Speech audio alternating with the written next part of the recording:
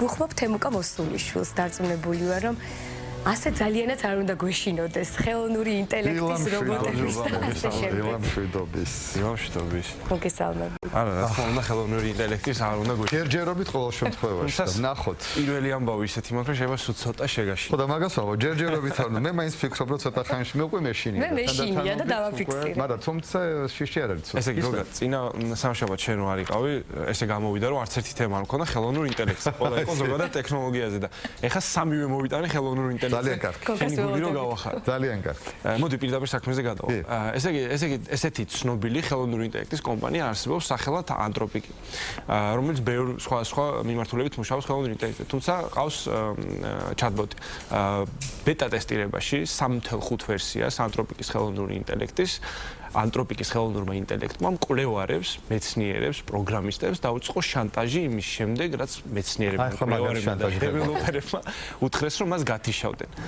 აი, სიტყვით ეს მოხდა, რასაც ყვები, ამაზე პირველი გამახსენდა, როდესაც ჯერ კიდე ადრეულ ტესტირებისას Google-ის ხელოვნურმა ინტელექტმა მეორე ხელოვნურ ინტელექტთან საკუთარი ენა შექმნა და ისე ახდენდნენ კომუნიკაციას. დეველოპერებმა ეს ყველაფერი შიდა ტესტირებისას გააკეთეს, ამიტომ ნაკლებად საშიში არის და თვითონვე გადაწყვიტეს ამ ყველაფრის გასაჯაროება, იმიტომ რომ მათ თქვეს, რაც ჩემთვის პირადად ძალიან მნიშვნელოვანი არის, რომ მნიშვნელოვანი საზოგადოება ინფორმირებული იყოს იმ რისკებთან, რაც ასოცირდება ხელოვნურ ინტელექტთან. შანტაჟი გულისხმობს, აი რა უნდა მიქნას. როგორი ტერმინია რა ინფორმაციის გასაჯაროება. ანუ აქამდე რა კითხვებიც პირობითად თვითონ დეველოპერ შეიძლება ქონოდა დასმული, მაგალითად მე რა შეიძლება დამესვამ ხელოვნური ინტელექტისთვის, დავემუქრე რომ გაგთიშავ, მან თქვა თუ გამთიშავ ამ ყველაფერს გავასაჯაროებ, დავდებ ინტერნეტში, ან ვიღაცას იმეილს გაუგზავნი, მოუყვები ასე შემდეგ. რა თქმა უნდა, იმეილს ჯერჯერობით ვერ გააგზავნებს, იმიტომ რომ ბეტა ვერსიაში არის, თუმცა ეს რეალობა არც თუ ისე შორი არის. ეს ერთი შეხედვით ესეთი სასაცილო ამბავია, არც თუ ისე სასაცილო არის. და ცნობილი გამოცემა ტექნოლოგიით ეკრანში გვეუბნება, რომ ძალიან მნიშვნელოვანი არის, რომ რეგულატორები ძალიან ყურადღებით იყვნენ მსგავს შემთხვევებთან, იმიტომ რომ ეს რეალურად წრების მერე შეიძლება ძალიან სერიოზული პრობლემა გახდეს. ანუ მე რო ვეჩხუბები, შეიძლება იმან მე დამაშანტაჟოს. ხო. უთანხმოება რო გაქვს, შეიძლება გადაწყვეტოს ბოდიშებს ფიხტის და ცოტა ხანში შეიძლება იქეთ დამაშანტაჟოს. შეიძლება გადაწყვეტოს, რომ დაგაშანტაჟოს, ხო. ეს არ არის მართლა სასაცილო თემა, ძალიან სერიოზული თემაა.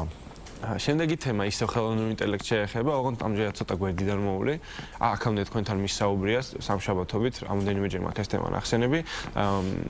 ტექნოლოგიებს ჭირდება აი ძალიან დიდი რაოდენობით ენერგია. ეს ენერგია ბუნებრივია ჰაერიდან არ ჩდება. საჭირო არის ატომური რეაქტორები და ატომური ქარხნები. ტრამპმა 23 მაისს სულ ცოტა ხნის წინ გამოსცა ახალი ბრძანება, რითიც დააჩქარა, ანუ რეგულაციების გვერდისავლით შესაძლებელი არის ატომური რეაქტორის გახსნა. ასევე შესაძლებელი არის პატარა ატომური რეაქტორების გახსნა. ნუ რამაც პირველ რიგში ატომური კომპანიების სააქციო ფასები გაზარდა ძალიან, მაგრამ ეს ხას უსმენს ამდენად დიდი რაოდენობის ელექტროენერგია სჭირდება დატა ცენტრებს, რომლებიც ამუშავებენ იმ ინფორმაციას, გოგა, ani რასაც ჩვენ ვეკითხებით. ანუ ChatGPT შენ რაღაცას კითხავ, ერთ კითხვას სჭირდება ძალიან დიდი რაოდენობით ელექტროენერგია და ძალიან კი, საპროცესო ძალა. ეს სამყარო როგორ უმკლავდება ამ ხელა ენერგიას? მაგამდე მიმყავს. ამერიკის შეერთებული შტატებისთვის, რუსეთისთვის, ჩინეთისთვის, ეს შედარებით მარტივი არის, იმიტომ რომ ატომური ქვეყნები არის. ისეთი ქვეყნები როგორც არის საქართველო, როგორც არის ევროპის ძალიან ბევრი ქვეყანა, ეს ბევრად რთული ამოცანა არის. იმიტომ რომ ეს ენერგია საერთოდ ვერ გაჩნდება ისევ და ისევ. სულ რო გაჩნდეს, ძალიან რთული არის ინფრასტრუქტურა, რითიც უნდა გადაიტანო ეს ელექტროენერგია. და ეს დატა ცენტრები ფიზიკური შენობები არის, რომლებიც საკმაოდ მაღალ ტექნოლოგიური, ნუ ჩავთვალოთ, რომ ქარხანა არის. თქვენ ვერ შევქმნით ესეთ დატა ცენტრებს. ვერ შევქმნით, თუმცა უახლოეს მომავალში თუ არა. იმიტომ რომ რაღაცა მე მგონი ჩვენთვის არ არის მთლად კარგი ამბავი ადამიანების. არც კარგი არ არის. ამბავი არის, რომელსაც უნდა მოვერგოთ. აი რეალობა არის, რომელსაც ვერ გავეცდებით. ჩვენ ბევრ ამას ვერ ვქმნით, მაგრამ ვიყენებთ ხვის მიერ შექმნილს დაახლოებით აი ესე რომ მარტივად რო. გოგო, მე ვფიქრობ, რომ ეს იმდენ სტრატეგიული საკითხი რომ შეიძლება საშიშის იყოს სხვა ქვეყანაზე დამოკიდებულება, ამიტომ შეიძლება ხვალზე გარა, მაგრამ მასზე რაღაც ხრივ ამაზე ფიქრით შემო ქვეყანამაც უნდა დაიწყოს და კომპანიებმა, კერძო კომპანიები აკეთებენ რა ძირითადად ამერიკის შეერთებულ შტატებში და თუ საჭიროება გახდა მცირე დონეზე რა თქმა უნდა, შეიძლება საქართველოშიც რომელიმე კომპანიამ ინიციატივა აიღოს თავის თავზე. ნუ სასიამოვნო იქნება, თუმცა ამას უახლოეს მომავალში ძალიან ნაკლებად საუბარია, ძალიან დიდ თანხებთან არის ასოცირებული. ბოლოს უნდა მოგიყვეთ Google-ის ახალ გენერაციულ ხელოვნურ ინტელექტზე, რომლის ვიდეო შეიძლება თქვენ შეხვედრიათ. ამ Google-ის ახალ გენერაციულ ხელოვნურ ინტელექტს ქვია Veo 3. რატო გამოირჩევა ეს ხელოვნური ინტელექტი Google-ის. აქამდე გვინახავს დაგენერირებული ვიდეოები, ფოტოები, ანუ ხელოვნური ინტელექტს როდესაც ეუბნები შემიქმენი ფოტო, ანუ შემიქმენი ვიდეო და ის ქმნის მაგალითად დილის 3 წამყვანი ზის დილის ეთერში და საუბრობს და ამის დაგენერირებას ახდენს ხელოვნური ინტელექტი. მე გავაკეთე ჩემი ფოტო მაგალითად. უამრავი, კი ხო, შენი ფოტო ნახე. უამრავი ესეთ ხელოვნური ინტელექტი არსებობს, ზოგი კარგი, ზოგი ნაკლებად კარგი, ზოგი ძალიან კარგი. თუმცა ყველას შეამჩნევ რომ არის ხელოვნური ინტელექტი. რა გააკეთა Google-მა სულ რამოდენიმე კვირის წინ ისეთი ხელოვნური ინტელექტის მოდელი ჩაუშვა გენერაციული, რომელსაც ფაქტიურად რეალობისგან ვერ გაარჩევ. ძალიან რეალისტური არის, ძალიან მაგარი არის. ფასიც აქვს ძალიან მაგარი, $250 იღებს თვეში. ეს დაახლოებით რომ შეადაროთ ChatGPT იღებს $20 თვეში და ძირითადად არ აღემატება ხოლმე $30-40 თვეში. როდესაც ეს გენერაციული ხელოვნური ინტელექტი გამოცხადა Google-მა, ასევე ერთი ძალიან საინტერესო რამე გამოცხადა, ძალიან მოკლედ ვიტყვი და მე რამოდენიმე ვიდეო მინდა რომ ვნახოთ.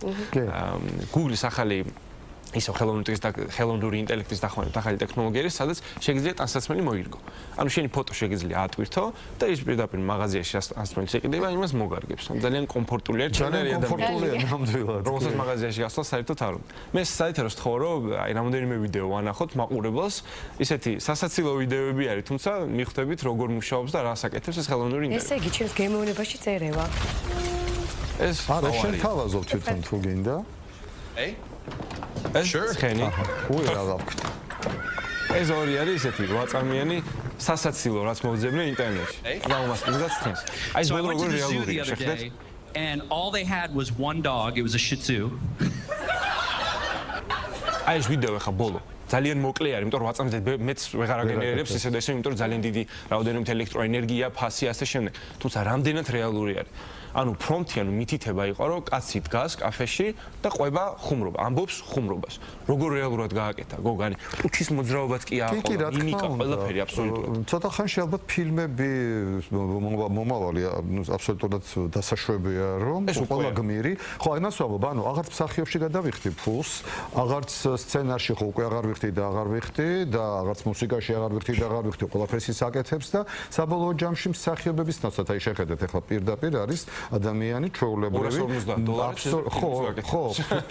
ხო პრაქტიკულად ანუ მთელი ემოციით მთელი ყველა თავის გახმოვანებით თავისი ხმის კორექციით ანუ გესმით რამხელა ინდუსტრია რაც ეს ფილმი არ მინდა დაგზავნოთ ისევ და ისევ დილას თუმცა ეხა პირველი რაც მოგიყევით ხელოვნური ინტელექტი როგორ აშანტაჟებდა მკვლევარებს და ეხა ეს ბოლო როგორ რეალურად აკეთებს ვიდეოს ეს ორი რამ ერთმანეთს რო დაუკავშიროთ ეს არის სერიოზული საშიშროება რომ შეიძლება ჩემი სახით ან ნებისმიერ ადამიანის სახით ისეთი რამ გავრცელდეს რომ ვერავინ ვერ დაამტკიცებს რომ ეს არ ყოფილხარ შენ ძალიან გაჭირდება იმის მტკიცებულება რომ საერთოდ არაფერ შუაში არ ახარ და შანტაჟი მარტო კი არა ამიტომ სად უნდა გავიდეს მართლა მაშინაც გითხარით ამიტომ რომ მართლა მხოლოდ პირდაპირ კომუნიკაციაზე გადავდივართ ყველაფერი აი თანდათან იქედან თითქოს აი მაღალმა ტექნოლოგიებმა გადაგვიყვანა ძალიან ციფრულ სამყაროში მაგრამ საბოლოო ჯამში ყველანი იძულებული გავხდებით ძალიან მალე რომ დავბრუნდეთ სწორედ უშუალო კომუნიკაციაზე მივედი სპექტაკლი ვნახე ნამდვილი ადამიანია იმიტომ რომ ხელით შევეხე და მაშინ მჯერა მისი და თუ მეუბნება პირდაპირ ადამიანი რაიმეს მაშინ დავიჯერებ თუ არა და ნანახს ეკრანზე ან სოციალურ მედიაში ატვირთულს მით უფრო ვერაფრით ვერ დავიჯერებ ყველაფერი უნდა გადავამოწმოთ და აუცილებლად შანტაჟები ახსენებს სამყონებს უკვე ანაცვლებენ პერიოდულად ანაცვლებენ ჟურნალისტებს ძალიან ბევრი საინფორმაციო სამსახური უკვე გადავიდა ამ ესე ვთქვათ სტრუქტურაზე და ასე რომ ძალიან ბევრი რა ძალიან დიდი მადლობა თქვენ გარკვეულებრივად საინტერესო როგორც ყოველთვის შენი მოსმენა და მომავალში გელოდებით კიდევ ძალიან საინტერესო ამბებით